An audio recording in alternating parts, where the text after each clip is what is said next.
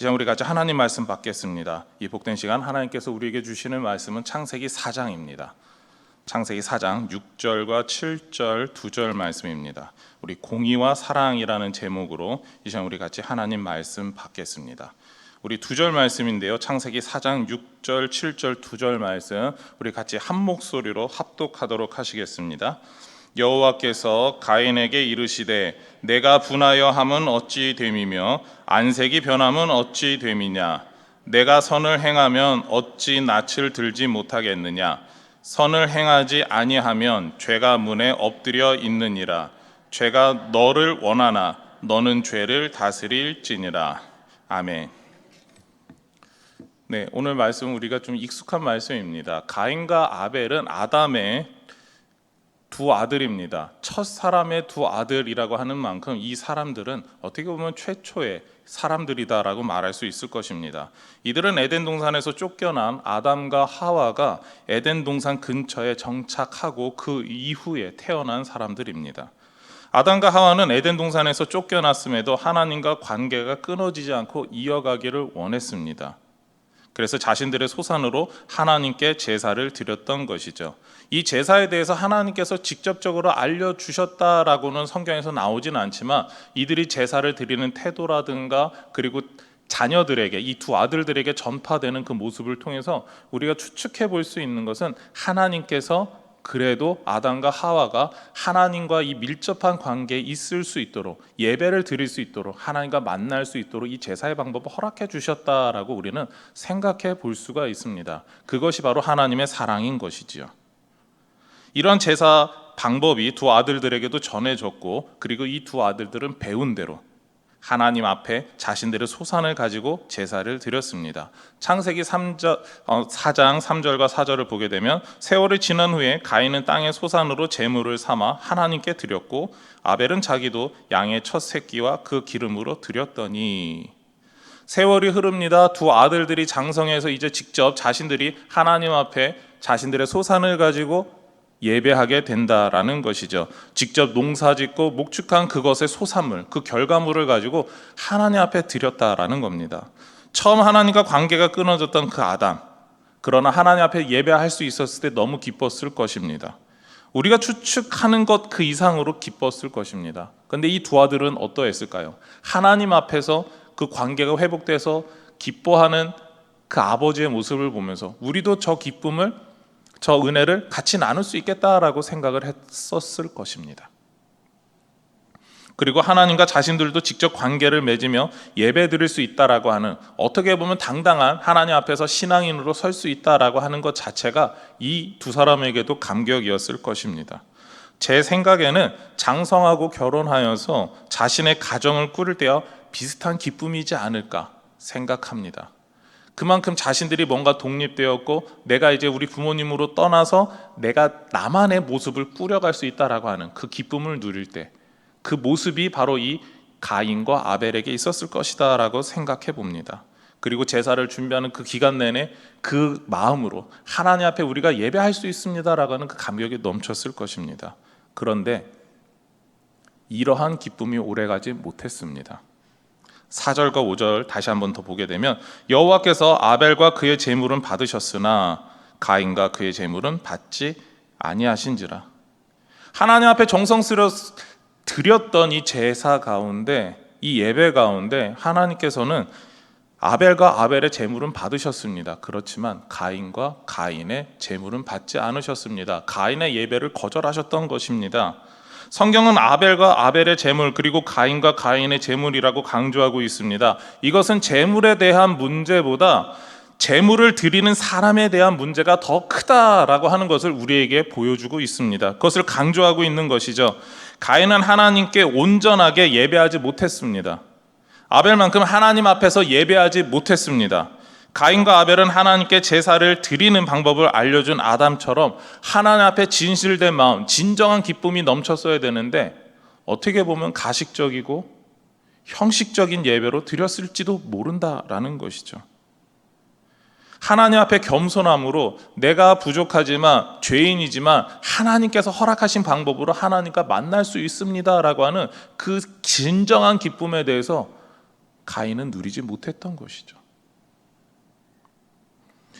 특별히 가인은 하나님 앞에 겸손함으로 예배드리지 못했다라는 것을 우리는 성경에서 찾아볼 수가 있는데요. 5절 후반부입니다. 가인이 몹시 분하여 안색이 변하니. 자신이 정성 들여서 하나님께 예배를 드렸다라고 생각했습니다. 스스로 정말 난 잘했다라고 한 거죠. 자신의 제사가 하나님 앞에서 거절되자 화가 났습니다. 하나님, 내가 무엇이 부족하기에 하나님께서 내 제사를 받아주시지 않습니까?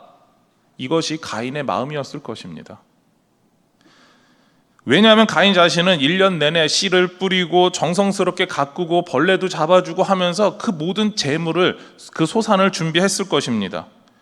그 정말 열심히 땀을 흘려가면서 얼굴에 범벅이 되어가면서 그런 것을 준비했는데 왜 받아주시지 않느냐라는 거죠. 자신의 수고로움을 생각했을 때 하나님께서 받아주시는 것, 이거 당연한 거 아닌가라는 겁니다. 특히 동생인 아벨과 비교해도 그렇습니다. 동생은 양떼를 끌고 다니면서 같이 그냥 양떼들과 놀고 있고 도대체 무엇을 하는지 모를 때가 많았습니다. 심지어 자신은 땡볕 아래에서 잘못 자라는 그런 여러 가지 것들을 솎아내고 그리고 벌레도 잡고 있는데 동생은 덥다고 나무 그늘 아래에 앉아서 양떼만 멍 때리고 있었던 그 모습을 생각해 보면 가인은 더 화날 겁니다. 나는 이 땡볕에서 일하는데 쟤는 그늘에 있다. 양떼가 어디 도망가지 않나 그것만 살펴보고 있네. 얼마나 화가 나는 일입니까? 자신은 더 고생했는데 왜 하나님은 나의 예배를 받아주시지 않는가? 그런 인간적인 서운함도 정말 섞여 있었을 것입니다. 이러한 가인에게 하나님께서 답변을 주셨습니다. 6절과 7절입니다. 오늘 우리가 읽은 말씀인데요. 여호와께서 가인에게 이르시되 내가 분하여 하면 어찌 됨이며 안색이 변하면 어찌 됨이냐? 내가 선을 행하면 어찌 낯을 들지 못하겠느냐? 선을 행하지 아니하면 죄가 문에 엎드려 있느니라. 죄가 너를 원하나 너는 죄를 다스릴지니라. 하나님께서는 가인에게 재물이 문제였다라고 말씀하시지 않습니다. 가인 자신의 문제가 있다라고 이야기하시는 거죠. 가인이 하나님 앞에서 무언가 문제가 있다. 그것은 하나님 앞에 겸손함으로, 하나님 앞에 감격함으로, 하나님 앞에 기뻐하며 예배하는 데 있어서 무언가 부족했다라고 하는 것을 알려주고 계시는 겁니다. 그리고 하나님께서 제사를 받지 않으심에 대해서 분노하고 있는 그 마음을 이제는 다스려라라고 하나님께서 사랑의 음성으로 권면하고 계십니다. 하나님께서는 가인에게 이러한 것을 원하셨을 것 같습니다. 바로 가인이 하나님께 이런 고백을 하는 건데요. 하나님, 다음번에는 하나님 앞에서 지금보다 더 정성을 모아서 겸손한 마음으로 더 값진 예배를 드리겠습니다. 어쩌면 하나님께서 원하셨던 건 이런 마음이 아닐까요? 지금은 하나님이 내 예배를 안 받아주셨지만 다음에는 아벨만큼 혹은 아벨보다 더 하나님께 감사함으로 나는 예배 드리고 싶습니다 라고 하는 걸 원하시지 않았을까요? 그렇게 하나님 뜻에 순종하고 이제는 화를 다스리고 일상의 삶으로 돌아가길 원하셨을 겁니다. 그리고 이렇게 가인이 겸손함으로 하나님께서 제사를 거절하신 것에 대해서 받아들였다면 하나님께서 가인을 더욱 귀하게 여기셨을 것입니다. 하나님께서는 하나님 말씀에 순종하는 그 사람을 더욱 귀하게 여기시고 기뻐하시기 때문입니다. 그러나 가인은 하나님께서 하시는 말씀을 듣지 않았죠. 가인을 특별하게 생각하셔서 가인이 생각을 고칠 수 있도록 사랑으로 하신 그 권면의 말씀에 대해서 받아들이지 않습니다. 가인의 마음속에는 자신의 제사를 거절하신 하나님과 하나님의 마음에 들었던 아벨에 대한 그 생각으로 가득했습니다. 아벨에 대한 분노와 미움만이 가득했습니다. 가인은 이러한 생각 끝에 하나의 결론에 도달하죠. 자신의 동생인 아벨을 죽이는 것입니다. 그리고 가인은 인류 최초의 살인자가 되었죠. 하나님께서는 이러한 가인을 향해 심판을 내리시게 됩니다. 하나님께서 제사를 받으시지 않으셨지만 가인을 향한 그 사랑을 보여주셨습니다. 분노하지 말고 분노로 죄를 짓지 말며 죄를 다스리라 라는 것이죠. 이것이 얼마나 하나님의 큰 사랑입니까? 지금 죄를 짓기 전에 죄를 짓지 않도록 내가 너를 사랑하는데 제발 그 분노를 표현하지 마라, 표출하지 마라, 마음을 다스려라. 얼마나 이 하나님께서 가인을 사랑하는 마음으로 음성을 들려주고 계셨습니까? 그러나 가인은 이런 하나님의 권면을 불순종했습니다. 가인은 하나님의 말씀을 고의적으로 불순종한 것입니다. 이것이 죄입니다. 저와 함께 나누고 있는 하이델베르크 요리문답에서 이와 같은 내용과 관련하여 이렇게 정리하고 있는데요. 구문구답입니다. 구문은 이렇게 나오죠. 하나님께서 사람이 행할 수 없는 것을 그의 율법에서 요구하신다면 이것은 부당한 일이 아닙니까? 구답은 아닙니다. 하나님은 사람이 행할 수 있도록 창조하셨으나 사람은 마귀의 꿰매 빠져 고의로 불순종하였고 그 결과 자기 자신뿐 아니라 그의 후손도 하나님의 그러한 선물들을 상실하게 되었습니다. 쉽게 이야기하면 이런 생각을 가질 수 있는 사람이 있다라는 건데요. 하나님께서 인간이 행할 수 없는 것을 과도하게 요구하신 거 아닙니까? 라고 이야기하는 사람들이 분명히 있을 것이다라는 겁니다. 인간이 행할 수 없는 거 하나님께서 아실 텐데 그것을 요구하는 거 잘못 아닙니까? 왜 하나님께서는 우리에게 자유의지가 있다라고 말씀하시면서 우리가 행할 수 없는 것도 행하라고 하실까요? 라는 질문을 우리는 할 수가 있습니다. 이런 주장도 어느 정도 일리가 있습니다. 왜냐하면 죄를 지은 인간은 이제부터는 하나님께서 기뻐하시는 선을 행하는데 부족하기 때문입니다.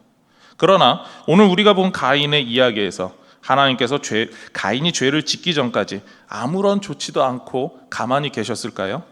가인이 죄를 짓는 순간 나타나셔서 너가 죄 지을 줄 알았다, 잡았다 요놈하고 가인을 잡아가셨을까요? 그렇지 않습니다. 오히려 죄 짓기 전부터 그 마음에 불순종하려고 하는 그 불만이 가득 찼을 때, 불평과 원망이 가득 찼을 때, 분노가 가득 찼을 때 하나님은 그 노를 다스리라고 이야기하셨습니다. 하나님께서 사랑으로 먼저 찾아오셔서 가인이 스스로 죄의 자리에서 떠날 수 있는 방법까지 알려주셨다라는 것이죠. 그런데 가인은 스스로가 거절했습니다. 고의적으로 불순종하고 하나님 앞에서 죄를 지었다라는 것이죠. 이것이 하나님을 떠난 사람들의 모습입니다. 우리는 하나님 앞에서 하나님이 불가능한 걸 요구하신다라고 이야기를 하지만 하나님께서는 그러신 적이 전혀 없다라는 것입니다. 우리가 할 수 있고 분명히 할 수 있는 일들만 요구하셨음에도 불구하고 우리는 하지 못하고 고의적으로 어겨놓고 하나님께서는 우리에게 그런 이야기 하신 적 없고 우리가 할 수 없는 것만 요구하셨습니다라고 말한다라는 거죠. 그것이 죄된 가운데 있는 인간의 모습입니다.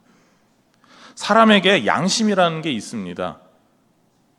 양심적으로 옳지 않은 일이 무엇인지 우리는 알고 그것을 거절할 수가 있습니다. 하나님께서 싫어하실 것이다 라고 하는 것, 그것이 양심의 가장 대표적인 기능입니다. 아무리 나쁜 사람이라도 나쁜 일의 행함에 대해 숨을 쉬듯 자연스럽게 행하는 사람은 없습니다. 특히 처음 범죄에서 그렇습니다. 우리가 사회적으로 다른 사람에게 범죄를 저지른 사람들 중에 사이코패스가 있습니다, 소시오패스가 있습니다라고 이야기를 하는데 그 사람들도 처음부터 그렇게 죄 짓는 일에 익숙했을까요? 죄를 지으면서 아무런 생각이 없을까요? 그렇지 않습니다. 그런 사람들이 사람들에게 잘 발견되지 않는 이유가 있습니다. 다른 사람들의 눈치를 본다라는 것이죠. 다른 사람들 눈에 보이는 것조차가 뭔가 양심에 좀 꺼림칙하다라는 겁니다. 그러기 때문에 그 사람들은 숨어서 범죄를 저지르고 범죄를 저지르기 위해서 그 모든 것을 하나하나 차분하게 계획합니다. 내가 이 모든 범죄를 저지르고 안 걸리고 도망칠 수 있는 방법이 무엇인가? 왜 그런 걸 고민합니까? 자신이 양심이 있기 때문에 그렇습니다. 근데 우리는 그런 사람들은 양심이 없는 거 아닙니까? 라는 이야기를 하죠. 면죄부를 주려고 합니다. 하나님이 주시지도 않았는데요. 그렇기 때문에 우리는 최소한 양심은 누구나 다 있다라고 말할 수밖에 없습니다. 그런 양심에 대해서 로마서 1장 19절에서는 이렇게 이야기하고 있습니다. 이는 하나님을 알만한 것이 그들 속에 보임이라 하나님께서 이를 그들에게 보이셨느니라. 양심은 누구나 다 갖고 있다라는 겁니다. 하나님을 보고 알 수 있다라는 것이죠. 그렇지만 어떤 사람들은 하나님 믿는 걸 거절하는 사람도 있고 하나님께서 싫어하시는 죄를 짓는 사람도 있다라는 것입니다. 정말 이 양심이 있음에도 불구하고 다른 사람 눈치를 보지 않고 행하게 될 정도까지, 그리고 다른 사람 눈을 속여가면서 그 죄를 저지르면서 그것을 기뻐하는 그 사람이 되기까지 얼마나 시간이 필요할까요? 정말 많은 시간이 필요할 겁니다. 이렇게 최소한의 양심이 있는 사람이 반복해서 죄를 지으면서 무뎌지게 되는 겁니다. 그리고 무뎌져서 무감각한 상태가 되죠. 그렇게 무감각한 양심이 마비된 상태에 대해서 사도 바울은 양심이 화인 맞았다라고 표현하고 있습니다. 우리가 최소한의 양심에 의해 두려워하는 것을 무시하고 거절하면서 행하는 것, 그것이 바로 죄입니다. 하나님께서 이미 우리 마음속에 찔림을 주시고 하지 말라라고 경고를 주심에도 우리는 어떻게든 하려고 합니다. 고의적으로 불순종하는 것이죠. 우리 영혼에 깊게 새겨진, 심지어 불신자까지도 그것을 알 수 있음에도 불구하고 하나님의 선한 뜻에 대해서 고의적으로 거절하고 있다라는 것이죠. 그렇기 때문에 하나님께서는 모든 사람의 죄에 대해서 간과하시지 않고 공의로 반드시 심판하시는 겁니다. 가인과 같이 하나님께서 사랑으로 찾아오셔서 하나님의 뜻대로 행할 것을 권면하시지만, 죄 짓는 자리에서 떠나라고 하시지만, 죄를 지면 안 된다라고 양심의 가책을 주시지만 고의적으로 거절하는 것이죠. 무시하는 것이죠. 하나님의 말씀을 고의적으로 거절하는 사람들에 대해서 그 하나님께서 행하시는 모습을 하이델베르크 신문 시답에서는 이렇게 이야기합니다. 우리 신문만 같이 읽을까요? 시작. 하나님께서는 그러한 불순종과 반역을 형벌하지 않고 지나치시겠습니까? 결코 그렇지 않습니다. 하나님께서는 원죄와 자범죄 모두에 대해 심히 진노하셔서 그 죄들을 이 세상에서 영원히 의로운 심판으로 형벌하실 것입니다. 하나님께서는 누구든지 율법책에 기록된 대로 온갖 일을 항상 행하지 아니하는 자는 저주 아래 있는 자라고 선언하셨습니다. 하나님께서는 아담으로부터 내려오는 원죄와 우리가 고의적으로 불순종하여 짓는 자범죄까지 반드시 공의의 심판을 내리신다라는 것이죠. 그래서 이 세상에는 하나님의 심판이 반드시 오게 되어 있습니다. 이것을 피할 수 있는 죄인은 아무도 없다라는 것이죠. 하나님께서는 저와 여러분에게 매일 주님의 뜻대로 행할 수 있도록 인도하십니다. 양심 정도가 아니라 우리에게는 누가 와서 항상 함께하고 계십니까? 성령 하나님께서 우리 안에 계셔서 하나님의 뜻대로 하나님 기뻐하시는 그 사랑을 느끼고 하나님이 원하시는 공의를 행할 수 있도록 우리를 인도하십니다. 저와 여러분 얼마나 기쁜 삶을 살고 있습니까? 세상에서 하나님을 모르는 사람들이 죄를 짓는 그 자리에 있는 게 아니라 우리의 죄의 문제를 해결해 주시고 우리가 하나님의 그 기뻐하시는 뜻대로 하나님의 그 사랑을 나타내면서 살 수 있게 불러준 사람들이 바로 성도라는 것이죠. 우리 교회 공동체라는 겁니다. 우리는 이렇게 하나님의 사랑 가운데 있습니다. 하나님께서는 죄를 미워하시는 공의와 한이 없고 측량할 수 없는 사랑을 동시에 베푸십니다.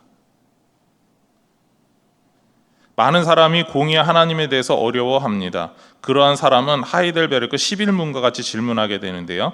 그러나 하나님은 또한 자비하신 분이 아닙니까? 우리 11답을 같이 읽겠습니다. 시작. 하나님은 참으로 자비하신 분이나 동시에 의로우신 분입니다. 죄는 하나님의 지극히 높으신 엄위를 거슬러 짓는 것이므로 하나님의 공의는 이 죄에 대해 최고의 형벌, 곧 몸과 영혼의 영원한 형벌을 내릴 것을 요구합니다.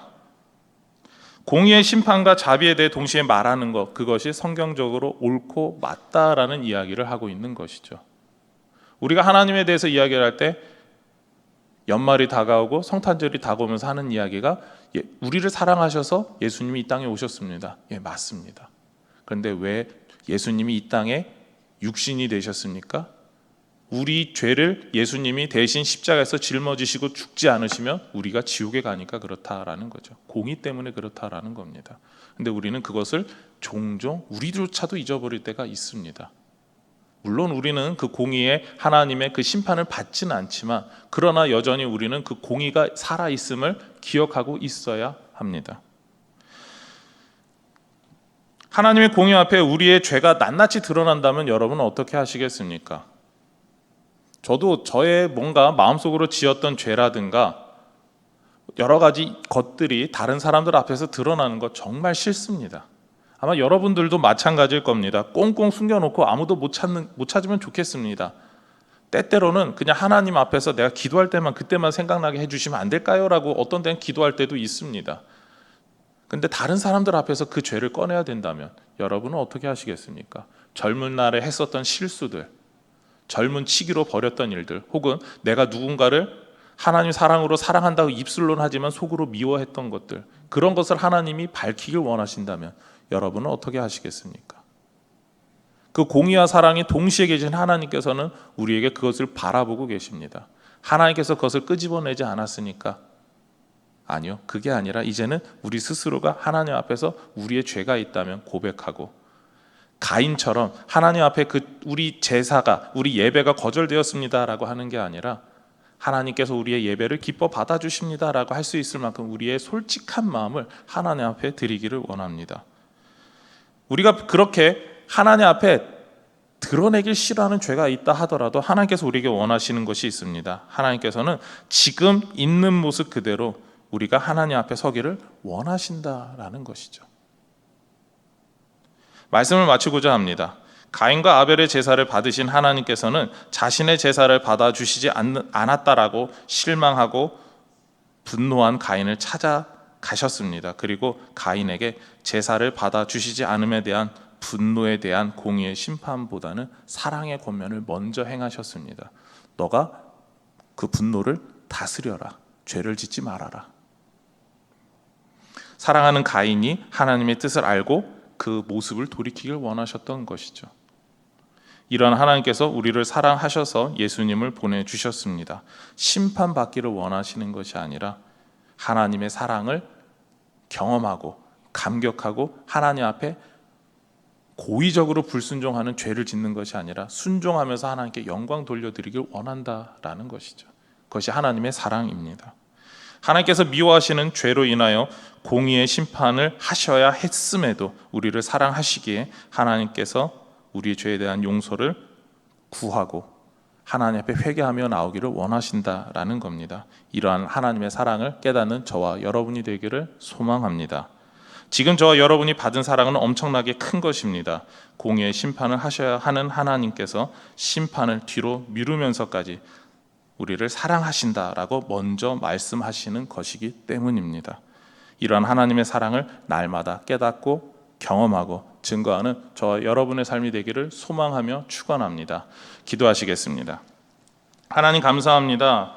우리가 하나님의 공의, 하나님의 사랑에 대해서 이야기를 할 때 우리는 하나님의 공의에 의해서 반드시 죽어야 되는, 이미 심판 가운데 놓여서 영적으로 죽은 존재입니다. 그러나 하나님께서 우리를 사랑하셔서 예수 그리스도로 말미암아 우리의 삶을, 우리의 존재 가치 자체를 바꿔 주셨습니다. 우리가 그것을 날마다 감사하고 감격하며 살아갈 수 있게 하여 주시옵소서. 이 모든 것 예수님의 이름으로 기도드립니다. 아멘.